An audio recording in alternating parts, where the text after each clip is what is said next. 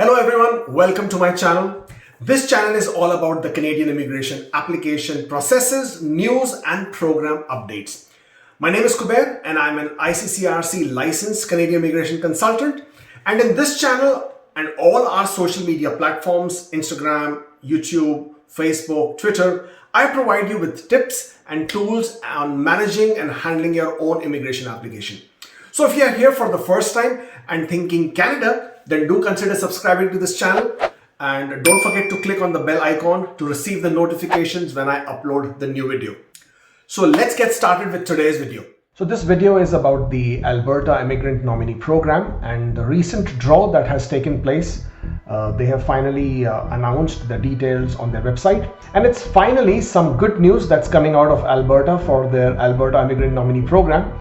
The Alberta Express Entry has been a favorite program for most Canadian immigration aspirants who have been disheartened by the rising CRS scores since AINP issues invitations for CRS score as low as 300. This was always a very exciting program to look forward to. Under this program, Alberta would pick profiles from the Express Entry pool of eligible candidates who had their primary work experience in occupation, which was seen as priority and in demand, and was expected to support the province's economic and diversification policies. The list of in-demand occupations is not published. Actually, they never publish it. Alberta, however, does publish a list of occupations that they will not consider. So they do have a list listed on their website, which tells you that these are the occupations that will not be included in their draw. The invited candidates can then continue their nomination application on the newly launched portal, and successful applicants would be nominated by the province and would be awarded the very valuable 600 points to their Express Entry CRS score. Alberta had recently launched this portal. Earlier it was a paper application. These candidates would then receive federal invitations and could proceed with their application for permanent residency. So it was quite disappointing to note that Alberta did not conduct any draws at all since the 17th of June 2020. That primarily happened because they had achieved their quota. It was a reduced quota. I mean, their quota was higher, but they had already achieved the numbers they wanted to issue for the year. And then they had also announced that they will not be processing any nomination applications from candidates who currently do not live and work in Alberta. Out of their 2020 allocation of 6,250 nominations, Alberta issued only 4,000 nominations. That was their self-curtailed allocation. I mean, they did not want to issue 6,250 nominations. And this further was exhibiting their resolve of tightening the immigration program and thereby providing relief to the local job market. This way, they wanted to ensure that there was less pressure on the local job market, which has already been reeling under such heavy job losses.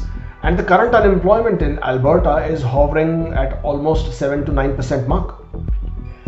Alberta has also listed several more occupations that are considered as ineligible for LMIA list.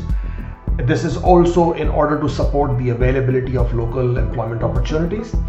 So now coming to the good news then, you're just wondering what is the good news. All I've been ranting about is the 2020 allocations. So Alberta has resumed its draws, that is the good news, and that's for their AINP Express Entry stream, and they have issued 50 invitations to the eligible candidates in the Express Entry pool. The lowest CRS score of the candidates who were invited for this draw is 406. As of now, there is no change in their requirement of eligible candidates to be living and working in Alberta, and therefore we can assume that these 50 invitations have gone out to candidates who are currently residing in Alberta. The allocation for the year 2021 has not been announced, and we can expect that this quota is going to be similar to the number allotted for the year 2020, which was 6,250. Now it has to be seen if they will actually go ahead and use their entire allotment or pull back on their nomination program as they have done in the year 2020.